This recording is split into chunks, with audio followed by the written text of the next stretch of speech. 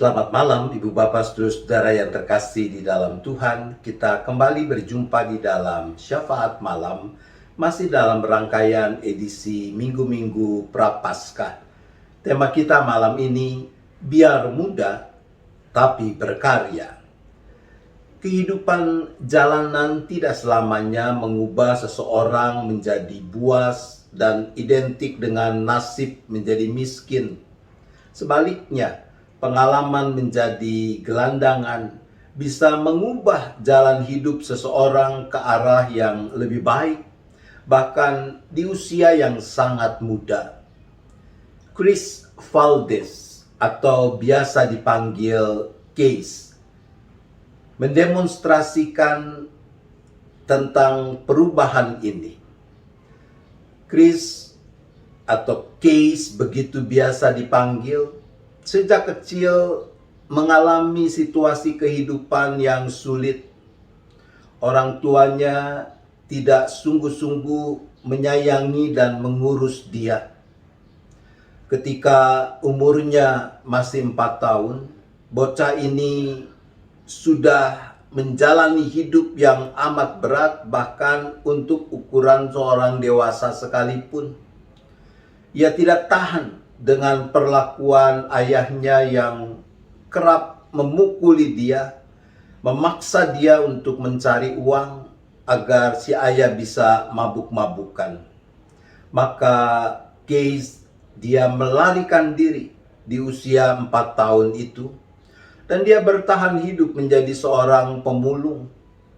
Tidak punya rumah untuk beristirahat dengan nyaman, diperlakukan kasar oleh orang-orang, dan satu saat dia mengalami luka parah.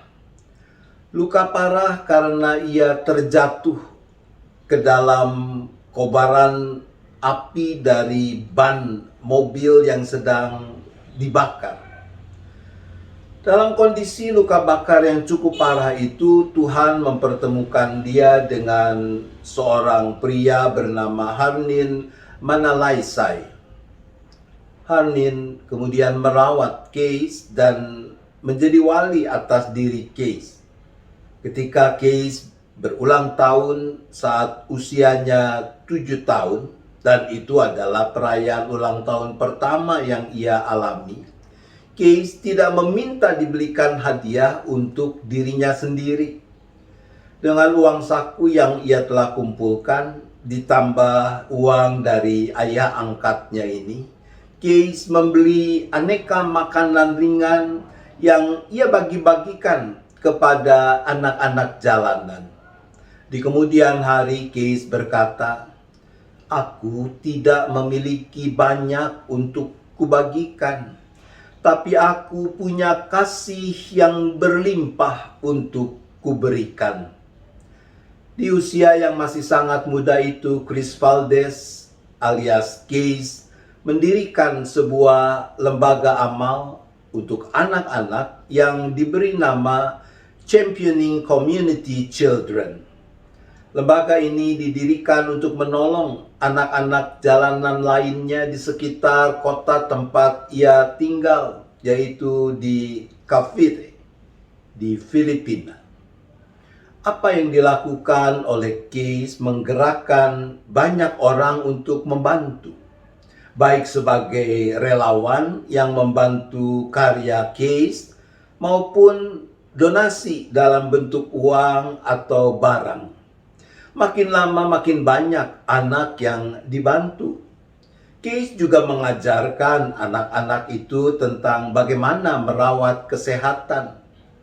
Tapi yang terpenting bahwa Case dengan apa yang dilakukannya telah membangkitkan pengharapan dalam diri ribuan anak jalanan, anak-anak yang berasal dari lingkungan kumuh di kota itu. Case juga menularkan semangat memberi, semangat menolong dalam diri anak-anak ini. Aksinya yang inspirasional ini ternyata mendapatkan perhatian dari dunia internasional. Kemudian pada tanggal 19 September tahun 2012, Chris Valdez Case dianugerahi di International Children's Peace Prize.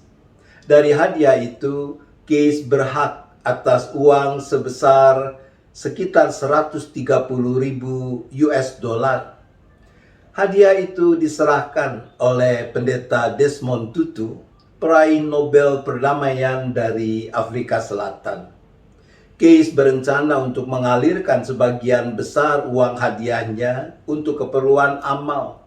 Tapi dia juga bercita-cita suatu saat nanti dapat mengejar mimpinya untuk mendapatkan pendidikan yang layak dan menjadi seorang dokter. Championing Community Children hingga tahun 2012 saja telah berhasil menolong lebih dari 10.000 orang anak yang membutuhkan pertolongan. Mari kita saksikan video singkat tentang case Chris Valdez. My name is Kes. I am 13 years old. I live in Cavite City, the Philippines. And this is my story. Sabi ko po ako po ay naninirahan sa kadiliman dahil po pati po yung pagkasunog ko po nun po. Tapos po yung mga masakit po, pati yung mga pambubugbog po, yung... Kes is only 4 years old when he has no other choice than to run away from his abusive home.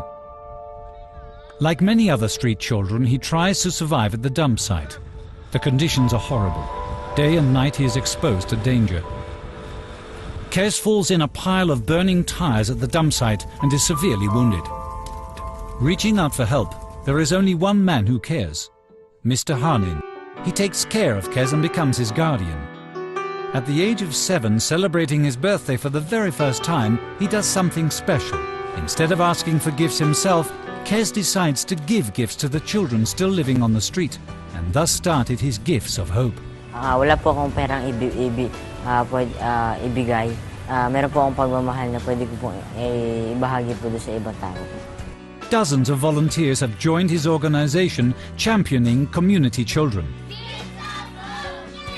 Kes does a lot more for street children.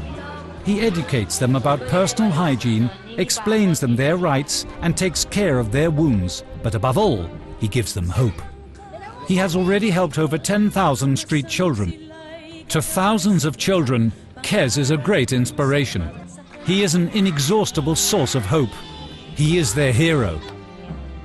That is why he is the rightful winner of the International Children's Peace Prize 2012.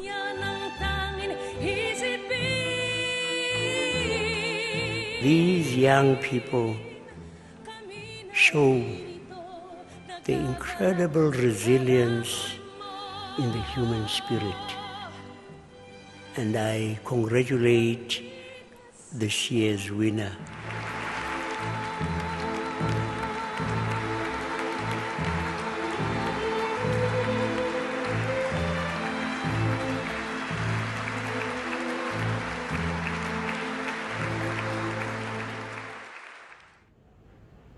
Teks kita malam ini dari 1 Timotius 4 ayat 12 mengatakan, "Jangan seorang pun menganggap engkau rendah karena engkau muda.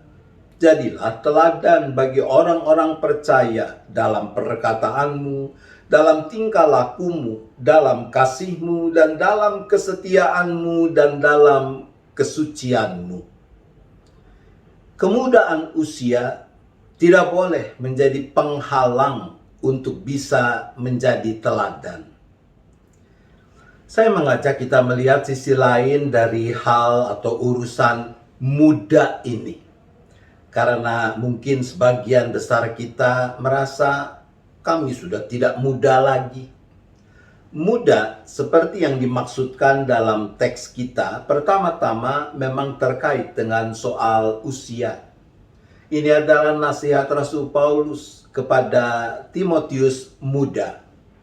Namun secara umum, muda juga bisa dipahami sebagai ungkapan yang menunjuk pada keterbatasan yang ada pada diri seseorang. Entah itu yang ia sendiri rasakan tentang dirinya, maupun yang dinyatakan orang lain kepada dirinya. Kalau berbicara soal melayani orang lain, melakukan kebaikan bagi orang lain, ada orang-orang yang suka merasa kurang atau bahkan tidak mampu. Bukannya tidak mau membantu, tapi saya sendiri masih pas-pasan. Mau sih ikut pelayanan, tapi saya kan bodoh. Saya nggak makan bangku sekolahan, dan yang lain sebagainya. Apa yang dilakukan Chris Case Valdez dan nasihat Rasul Paulus malam ini mengingatkan kita bahwa kemudahan, keterbatasan tidak boleh menghalangi kita untuk menjadi teladan dalam perkataan, dalam tingkah laku, dalam kasih, dalam kesetiaan, dan dalam kesucian.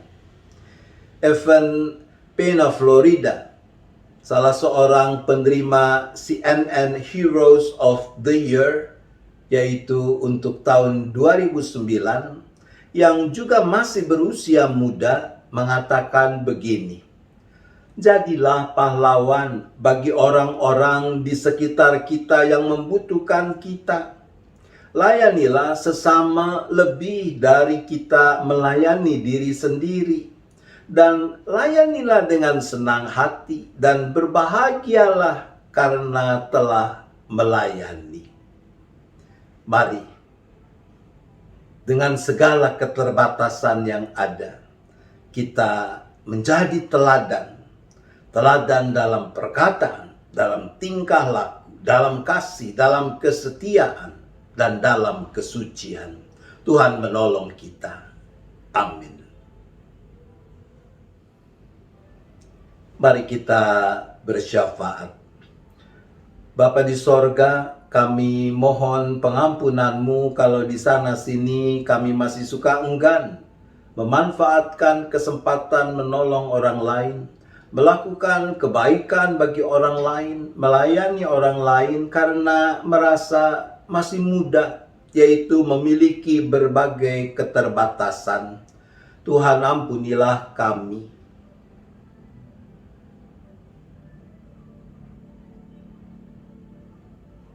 Maka kami juga mohon agar diberi kekuatan, hikmat, supaya mau dan mampu tetap memberikan yang terbaik, menggunakan kesempatan menolong orang lain, melakukan kebaikan bagi orang lain, melayani orang lain dengan segala keterbatasan yang ada pada diri kami.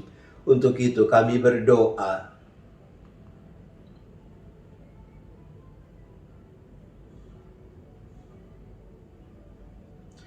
Kami juga berdoa Bapa bagi kegiatan gereja dalam masa raya Paskah ini. Khususnya juga untuk orang-orang yang bertugas menyiapkan berbagai layanan online, rekaman-rekaman kebaktian. Juga untuk para dokter, para perawat, para petugas administrasi di klinik Geria Kasih Indah di GKI Gading Indah. Agar mereka semua terhindar dari mara bahaya, malapetaka, khususnya pandemi COVID-19 ini.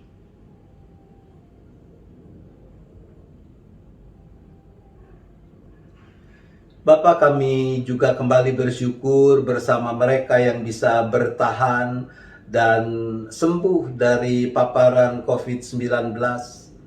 Tapi juga kami berdoa bagi mereka yang masih harus menjalani isolasi baik di rumah sakit maupun isolasi mandiri, serta pengobatan-pengobatan atas diri mereka. Bagi mereka dan bersama mereka semua kami berdoa.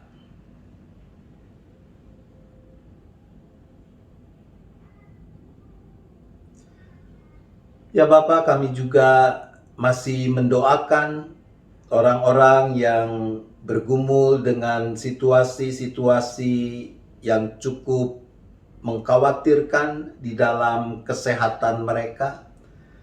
Kami berdoa bagi Ananda Samuel, cucu dari Ibu Meliana, juga bagi Ibu Damayanti. Ya Bapa, Engkau yang tahu persis kondisi mereka satu persatu. Kiranya Tuhan juga yang boleh menyatakan belas kasihan Tuhan dan pertolongan Tuhan bagi mereka.